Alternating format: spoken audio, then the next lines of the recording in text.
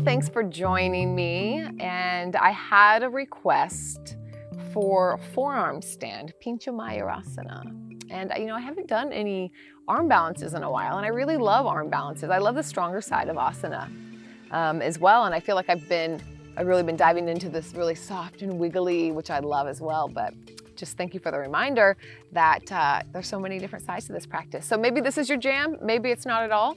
Luckily, yoga asana is very diverse, so there's something for everyone.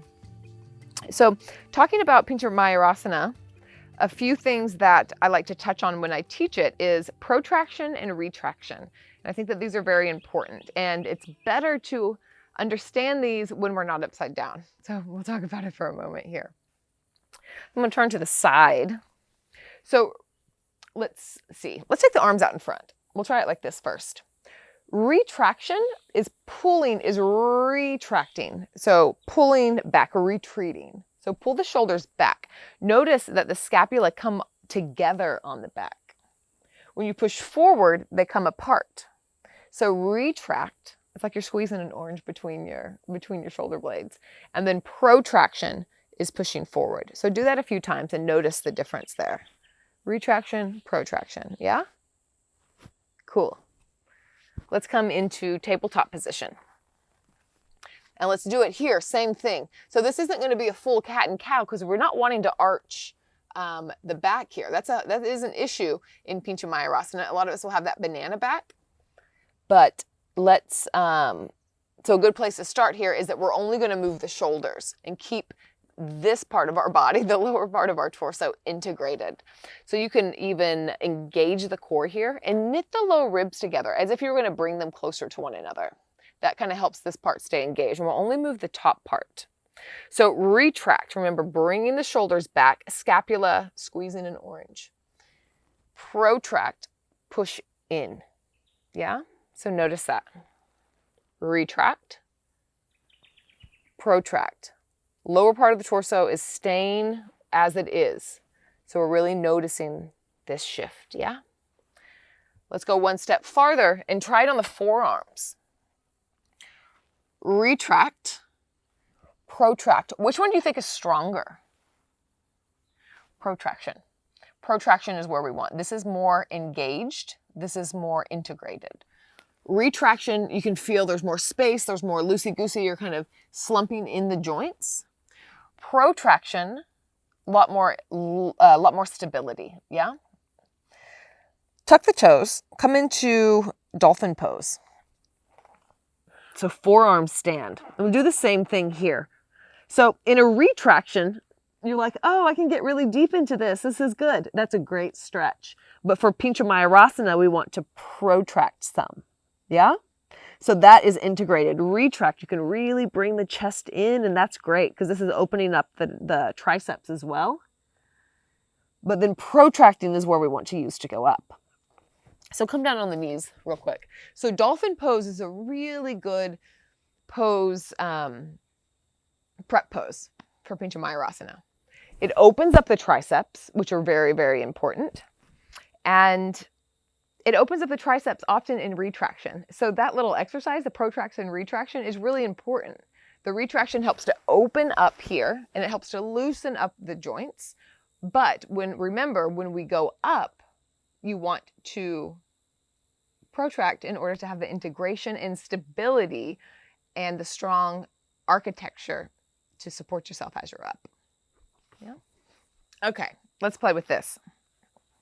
So if you have a block, grab a block. If you don't have one, it's okay. It's just, it's helpful, but it's not mandatory. So some ways that we'll do this is I like to take an L shape of the thumb and place it in the block on both sides. And then we'll come into dolphin pose from here. And then again, play around protraction,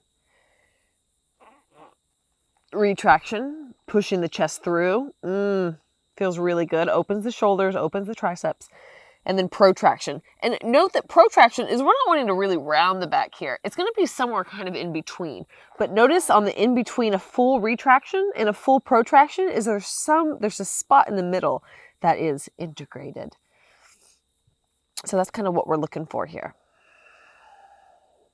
Begin to lift the right leg up. And place it down, left leg. And place it down. Take the knees down. And let's take a puppy pose. Puppy pose with the elbows, let the heart drop. So again, getting into the triceps, the shoulders, and even here, you can push the elbows down into the ground and notice how that helps you protract. And then release that.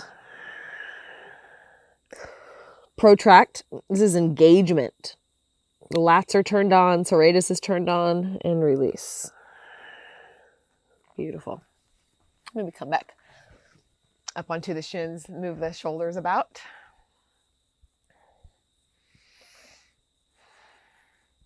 So, I will put in a caveat here, is that I hope that you have tried this before.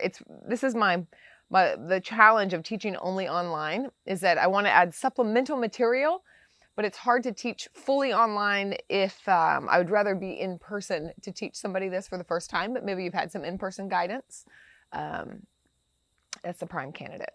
Otherwise, maybe stay with just the prep things, just for safety. It can be really good to have an eye on you and to help you with alignment if it's your first time going upside down. So I'll say that. Another thing that is common here is banana back. And if you've been trying Pincha for a while or handstand, then you know about this, yeah? Again, this is an integration issue. So thinking about knitting the ribs together, protracting the top of the body. Because this is retracted and then completely open here. You can think about like putting a corset on. Lengthening the tailbone down, knitting the low ribs together, bringing them close, engaging the belly, and then engaging the upper body. So it's almost, we can think about putting a corset on, like coming all the way up, cinching everything up. And this is not about sucking our belly in, but it's about integrating the muscles, yeah? So let's come into forearm plank. Tuck the toes. Actually, just come into Sphinx pose. Sphinx pose, tuck the toes. That rhymed. This would be a banana back, yeah? So we're going to press down through the forearms, tuck the toes, and lift up. This is going to be integrated. You have a little bit of protraction in the shoulders. Can you feel that? Knit the ribs together, lengthen the tailbone down. It should be exhausting, and release. So some ways that we normally do this is that maybe we're like this up, and this would be our... that would be our pincha or our handstand. It's this kind of banana back here. But we need to integrate the ribs, integrate the upper torso, engage the belly, and release. Quite a bit of difference. Another cue that's really helpful to me is to bring the pubic bone towards the belly button, which doesn't make a lot of sense at the beginning, but as if you could loop it up, as if you wanted to kind of curve the pubic bone up towards the belly button. What that does is it kind of pushes down, kind of curls it up. So let's try that. Forearm plank. Curl the pubic bone towards the belly button. See how that kind of lifts in and up? Maybe it works, maybe it doesn't for you. And release. All right, so I'm going to go up into Pincha. Maybe you want to watch first. But essentially what we'll be doing is we're just going to be utilizing these same concepts and same alignment cues. You can use this if it's helpful, because sometimes the arms want to go really far out. This can kind of help guide us. So we want to have a 90-degree angle. And I like to gaze down. Some people gaze towards back at the bottom of the mat. I like to gaze down. Tends to be more of a gymnast move, or what I found is that lots of gymnasts is they look out rather than down. And it's just different, yeah? Let me see what feels better for you. So starting in dolphin pose. Lifting one leg or the other, you can kind of bounce in and just feel what it feels like to come up onto the toes, And look, I'm just coming off like just a little inch and coming back down. Just a little inch coming back down. Another thing you can do is to take the block and put it up on your toes. So that gives you a little bit lift, because you have to think about that we're wanting the hips to go over the head. Hips over the head. So this could give you a little bit more space to do that. So check this out. So if I have my foot on a block, my hips are starting farther over my head. Yeah? And you can try that on the other side. So try that with a left foot lifted, right foot lifted. So this block can really go anywhere, or you can have one on each. So trying both sides, coming to the toes, and maybe this is as far as you go. Just playing with the hips being more over the head. That's a big perspective switch. So just getting the body used to being upside down, that's huge. And then if you're wanting to move forward, we continue on. We're just gonna, instead of making a big kick here, so some people want to bring the foot down and use the momentum. And that's fine and dandy, but when we're using the momentum to get up, it's like you have to, the leg is swinging forward and then you'll have to bring it back. Like there's less control when you have that momentum going up. So again, it's about integration, architecture. So when we bring the foot up slowly and controlled and think about lifting the feet up to the sky, then you have control that whole time. We're not having to pull the leg back after the momentum has taken it over. So if the leg is already up, I'm going to bend the left leg and help. That might have a little bit of help right there, but my right toes are just reaching up. My right toes are just reaching up, up, up, up, up.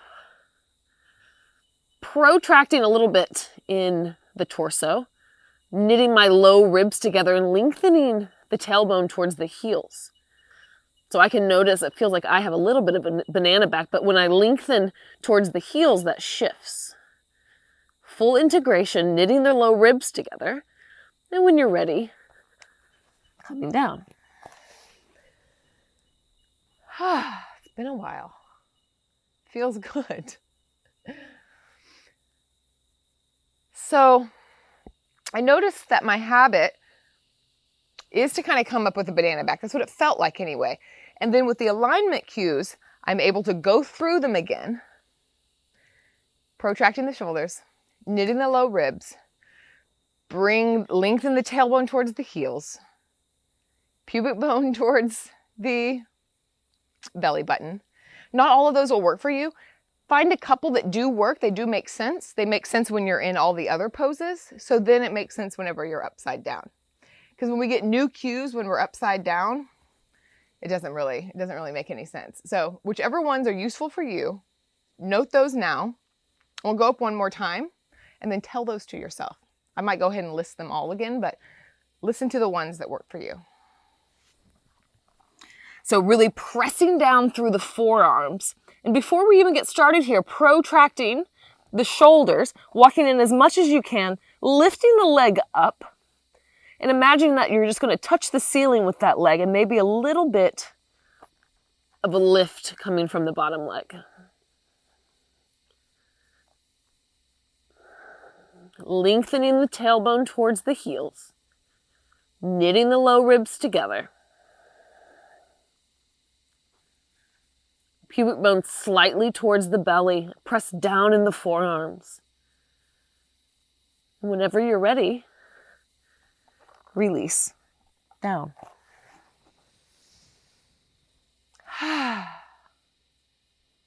One last thing that I want to mention to you, and I teach this a lot, so you've probably heard this cue before. I didn't want to give it to you while you were upside down because I hadn't talked about it in this, but this has changed my inversion practice.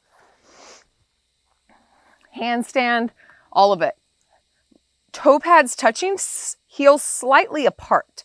So this, when the heels are together, it kind of externally rotates my legs, you see?